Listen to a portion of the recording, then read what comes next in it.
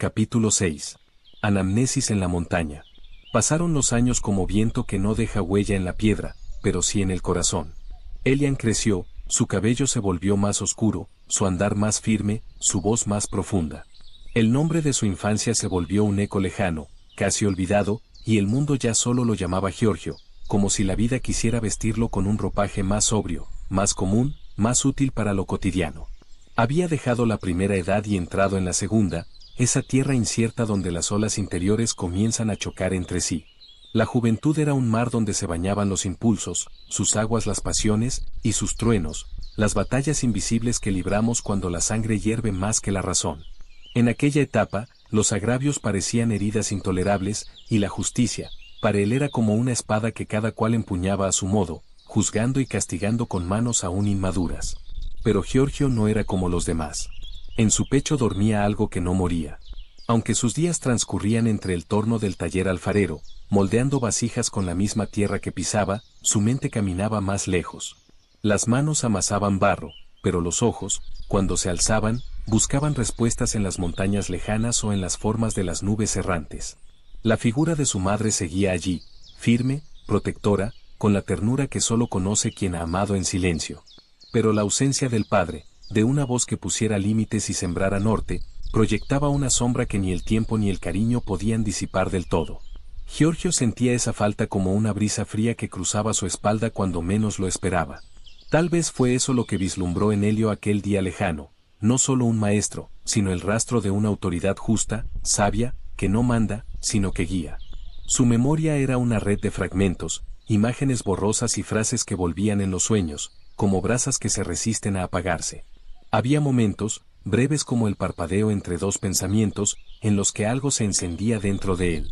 Anamnesis, lo llamaban los antiguos, el arte de recordar lo que el alma ya sabía antes de olvidar.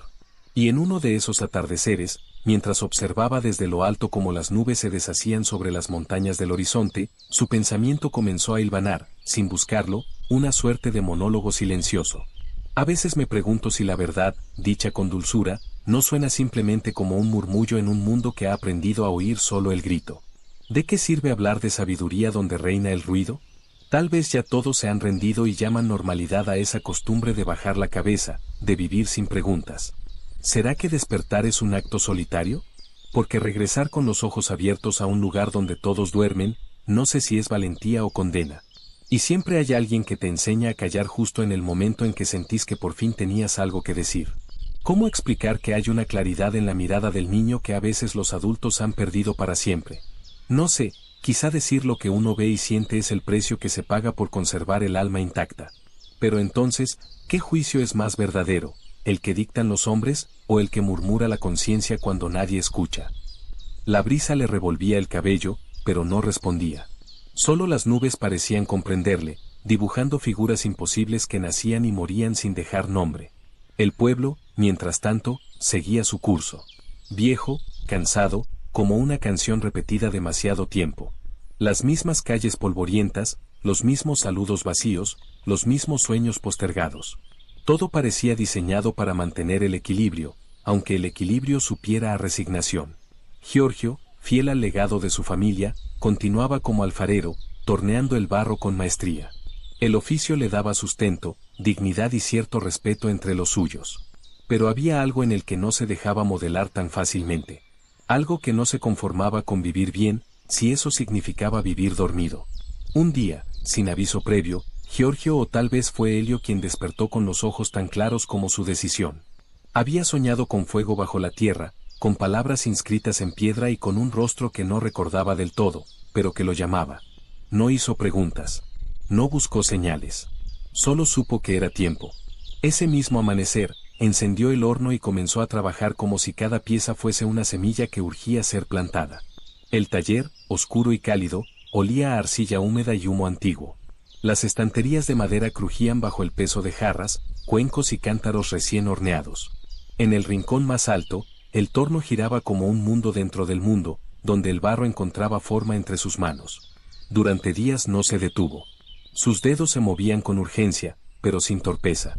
Había en cada gesto una intención firme, como quien prepara una mesa para invitados invisibles. Y al cabo del séptimo día, alzando la última vasija aún humeante, se volvió hacia su madre y dijo con una voz nueva: «He terminado. La producción está asegurada. Ya no falta el pan ni el agua ni la lámpara. Ahora puedo partir. Porque cuando las necesidades están colmadas, el hombre puede, y debe, buscar lo elevado». La madre, temiendo en su corazón lo que su rostro no mostraba, quiso retenerlo con palabras prudentes. Le habló de la nieve, de los riscos, del viento que desgarra la piel y de los hombres que no regresan. Pero Giorgio la miró con ternura y firmeza. Tomó sus manos agrietadas por los años y dijo: «Madre, el río no le debe explicaciones al valle cuando ha nacido para encontrarse con el mar. La edad me concede ya el derecho de elegir mi rumbo, como los pájaros que migran sin pedir permiso. No temas, regresaré. Pero necesito subir. Necesito ver el mundo desde donde las nubes están por debajo de los pies». Y partió. El Vesubio se alzaba como una lanza de piedra clavada en el cielo. Sus flancos, escarpados y severos, eran custodiados por pinos antiguos y nubes que serpenteaban entre las grietas. La montaña no prometía gloria, ni paisajes, ni respuestas. Solo ofrecía silencio, altitud y soledad, todo lo que Elián buscaba. Durante el ascenso, cada paso era una metáfora, cada rama, una pregunta disfrazada. Veía aves en bandadas, organizadas sin rey ni ley, y pensaba en la armonía posible cuando la libertad es la norma.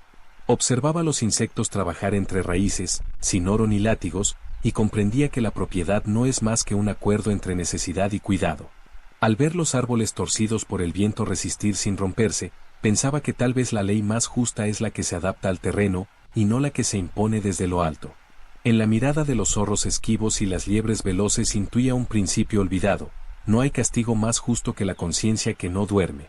Y en el canto solitario del búho, entre ramas altas, escuchaba ecos de un mundo que exige voces nuevas, no ecos de viejas cadenas. Así, sin darse cuenta, iba respondiendo las preguntas que años atrás lo desvelaban. El mal no era un misterio, sino una omisión: dejar de mirar, dejar de preguntar, dejar de elegir. Y vencerlo no era luchar contra otros, sino encender la lámpara dentro. Las montañas no enseñaban con palabras, pero todo en ellas apuntaba a lo mismo: que los pueblos son fuertes cuando no olvidan que el derecho nace con el hombre, y que el poder legítimo es aquel que se construye desde abajo, con manos limpias y corazones despiertos. Helio no llevaba libros ni mapas, pero en su pecho ardía una nueva claridad. Sabía que subir la montaña no era un acto de huida, sino de preparación. Que desde la altura se ve mejor el plano entero, y que quien quiere transformar el valle, primero debe entenderlo desde el cielo. El viento se tornó más frío y más limpio conforme ascendía. Los últimos árboles se volvieron retorcidos y bajos, como si se aferraran a la piedra para no ser arrancados por la altura. La niebla quedó atrás. El cielo se abrió. Y entonces, sin aviso, lo supo, había llegado. La cumbre del Vesubio no era un lugar de gloria ni de coronación. Era piedra desnuda, aire puro y un horizonte que borraba las fronteras del mundo. Las nubes danzaban bajo sus pies, como mares tranquilos que no sabían de guerras ni de nombres. Se quedó allí largo rato. No pensaba. No rezaba. Solo respiraba. Como si todo el esfuerzo del ascenso fuera necesario para poder, por fin, quedarse quieto. No buscó respuestas. Pero en esa inmensidad, el silencio empezó a parecerle suficiente. Fue entonces cuando, entre dos losas antiguas, encontró algo. Una piedra extrañamente lisa, colocada de forma vertical, con una letra apenas tallada, lambda. No supo si era letra o símbolo. Pero la tocó con reverencia, y en su interior algo vibró. No era la cima lo que importaba. Era saber que otros, antes que él, también habían buscado algo más alto que sí mismos. Se sentó frente al abismo y miró hacia abajo. Desde allí, el mundo se volvía una miniatura temblorosa. Las casas, apenas manchas. Las plazas, puntos borrosos. Y el pueblo entero, aquel que tanto lo había contenido y al mismo tiempo asfixiado, cabía ahora en su palma extendida. Pensó: qué frágil parece todo desde aquí, qué pequeño lo cotidiano, lo urgente, lo ruidoso. Y entonces entendió que no se trataba de despreciarlo, sino de verlo con ojos nuevos. Lo alto no niega lo bajo, lo ilumina. Recordó todas las preguntas que lo habían acompañado: las injusticias, los silencios, las normas impuestas, las voces apagadas. No tenía respuestas completas, pero ya no le dolían igual. Algo había cambiado. Tal vez no se trata de encontrar todas las respuestas, pensó. sino de convertirse en alguien que no se canse nunca de buscarlas, incluso cuando ya nadie más pregunta. Se incorporó, acarició una última vez la piedra marcada, y comenzó el descenso. El sol descendía con él, tiñendo el horizonte de cobre y sombra. A medida que bajaba, los árboles volvían a crecer, los sonidos a multiplicarse, y el mundo a recuperar su escala habitual. Pero Helio no era el mismo. Había subido como un artesano con dudas, y bajaba como alguien que había comenzado a recordar. Y aunque aún le quedaba camino, ya llevaba dentro la señal de que había algo más, algo verdadero. No en la cima, sino en la decisión de subir.